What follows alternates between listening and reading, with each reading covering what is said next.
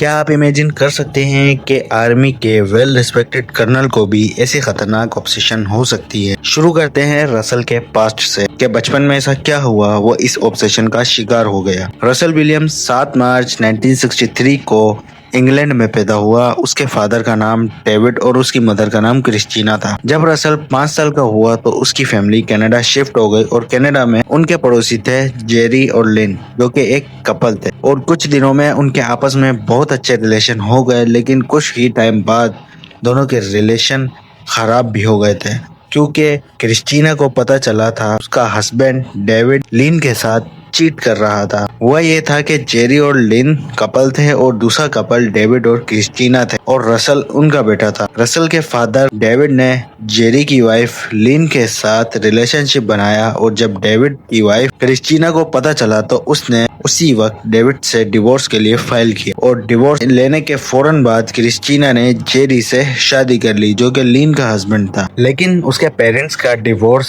से रसल पर उसकी लाइफ में कोई डिस्टरबेंस नहीं हुई। रसल की फैमिली यानी रसल की मदर क्रिस्टीना और उसका हस्बैंड जेरी और इनका छोटा बेटा हार्वे विलियम एक दूसरे टाउन में शिफ्ट हो गए और वहीं रसल ने अपनी एजुकेशन कंटिन्यू करी। और जो रसल के टीचर्स थे वो भी रसल की बहुत तारीफ करते थे कि रसल बहुत स्मार्ट एंड कॉन्फिडेंट बच्चा और इसका फ्यूचर भी बहुत ज़्यादा ब्राइट है। देन 1979 में रसल के साथ इनकी फैमिली साउथ कोरिया शिफ्ट हो गई थी और कोरिया में रसल की जॉब भी लग गई थी, जिसमें उसका काम था एक न्यूक्लियर प्रोजेक्ट को इंस्पेक्ट करना। और इस जॉब पर भी रसल ने अपना बेस्ट दिया और जिस काम को भी करता था उसको पूरी परफेक्शन के साथ करता था। रसल ने इस जॉब को पूरे 1 साल तक कंटिन्यू किया। देन 1980 में रसल और उसका छोटा भाई ये दोनों ही की लार्जेस्ट सिटी टोरंटो में शिफ्ट हो गए और यहीं रसल ने अपनी आगे की एजुकेशन को कंप्लीट किया। और यहाँ भी जो रसल के नेबर्स और टीचर थे वो रसल को एक ब्रिलियंट स्टूडेंट मानते थे, like best of the best students कहते थे स्कूल में। देन 1987 में रसल ने कैनेडियन आर्मी को ज्वाइन किया और इस टाइम तक आते आते रसल की उम्र 24 साल हो गई थी। देन रसल को इन्हीं 2-3 सालों में उसको अपना एक आर्मी जेट भी मिल गया था और इसके साथ ही वो मनीटोबा में फ्लाइट इंस्ट्रक्टर भी बन गया। और 1981 में रसल का प्रमोशन हुआ और इसको आर्मी का कैप्टन बना दिया। और इसी साल रसल ने एलिजाबेथ हार्सन से शादी कर ली, जो कि उसी की तरह स्मार्ट और इंटेलिजेंट लड़की थी। और शादी के बाद उसकी लाइफ पहले से और भी बेटर होती चली गई। और 1994 में रसल ने बहुत से गवर्नमेंट ऑफिशियल्स और बड़े बड़े प्रोफेशनल लोगों के साथ सर्व किया और जितनी अच्छी रसल की करियर लाइफ थी उतनी अच्छी उसकी पर्सनल लाइफ नहीं थी, क्योंकि वो अपनी पर्सनल लाइफ में बहुत ज़्यादा डिप्रेस्ड रहता था। देन उसने अपनी पर्सनल लाइफ को बेटर बनाने के लिए उसने अपना पुराना घर बेचकर वेस्ट बोरो विलेज में अपना नया घर लिया और अपनी वाइफ के साथ अपने न्यू घर में शिफ्ट हो गया। और वीकेंड्स पर रसल अपनी वाइफ के साथ टाइम स्पेंड करता था ताकि वो अपनी डिप्रेस्ड लाइफ से बाहर आ सके। इन सब के बाद की लाइफ थोड़ी सी भी बेटर नहीं हुई। देन उसने अपना डिप्रेशन दूर करने के लिए अपने ही एक करीब के स्टोर से कैट खरीदी और रसल का उसकी कैट के साथ एक बहुत अच्छा बॉन्ड बन गया था, जिसकी वजह से उसकी लाइफ बेटर होने लगी।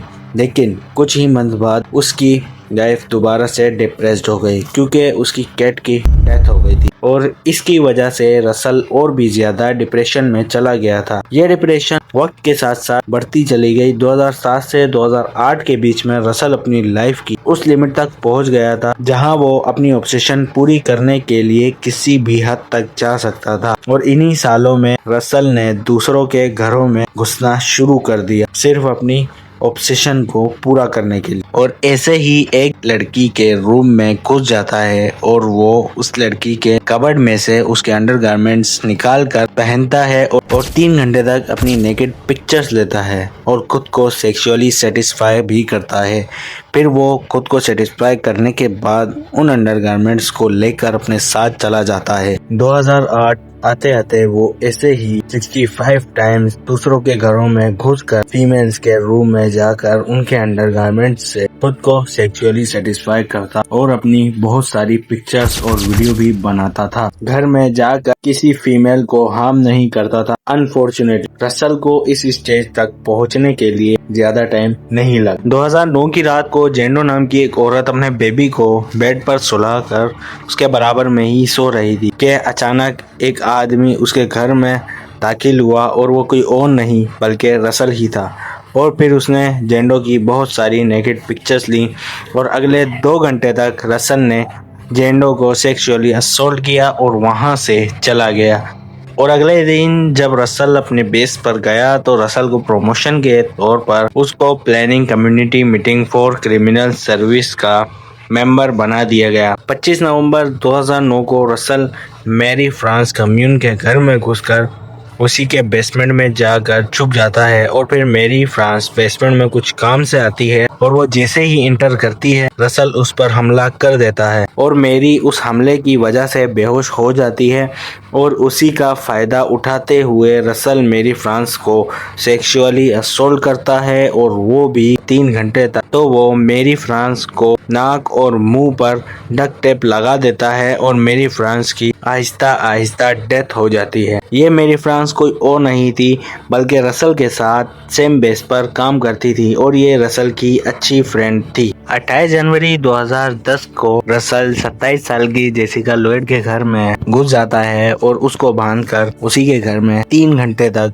सेक्सुअली असॉल्ट करता है। फिर वो उसको अपने घर के कॉटेज में ले जाता है और 21 घंटे तक उसको सेक्सुअली असॉल्ट और टॉर्चर करता है। जेसिका रसल को बार बार बोल रही थी कि तुम मेरे साथ ऐसा क्यों कर रहे हो, मुझे जाने दो।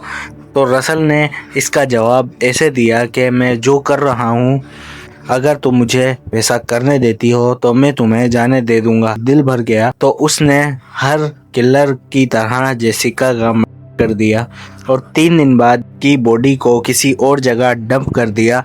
और कुछ दिनों तक जेसिका अपने जॉब पर नहीं आई थी तो उसकी फ्रेंड जेसिका के घर गई तो उसको पता चला कि जेसिका वहाँ भी नहीं है। तो उसकी फैमिली ने जेसिका की मिसिंग रिपोर्ट लिखवाई और पुलिस ने उसी वक्त इन्वेस्टिगेशन स्टार्ट कर दी। उनको घर के बाहर एक गाड़ी के टायर के पैटर्न दिखते हैं। पता चलता है कि ये गाड़ी उन्हीं के एक टाउन में खड़ी थी और वो गाड़ी थी रसल की। पुलिस ने अरेस्ट कर लिया और फिर 7 फरवरी 2010 को पुलिस को अपने सारे सीक्रेट्स की लोकेशन भी बता दी। रसल से इसके क्राइम की वजह पूछी तो रसल के पास इसका कोई भी जवाब नहीं था और अक्टूबर 2010 में जब पर 82 क्राइम्स का चार्ज लगे रसल को लाइफ इम्प्रिजमेंट की सजा सुनाई गई। वीडियो अच्छी लगी हो तो लाइक कर देना और ऐसी ही मजीद वीडियोस के लिए चैनल को सब्सक्राइब कर देना और